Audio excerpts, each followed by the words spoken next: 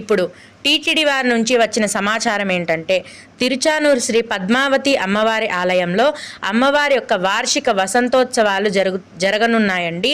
మే 11వ తేదీ నుంచి 13వ తేదీ వరకు, అంటే 3 రోజుల పాటు ఈ వసంతోత్సవాలను టీటీడీ వారు అమ్మవారి ఆలయంలో నిర్వహిస్తారు. ఇందుకోసం మే 6వ తేదీన కోయిల్ ఆళ్వార్ తిరుమంజనం కూడా జరగనుంది. అంటే టెంపుల్ క్లీనింగ్ అండి. శాస్త్రోక్తంగా ఆలయాన్ని శుభ్రం చేస్తారు.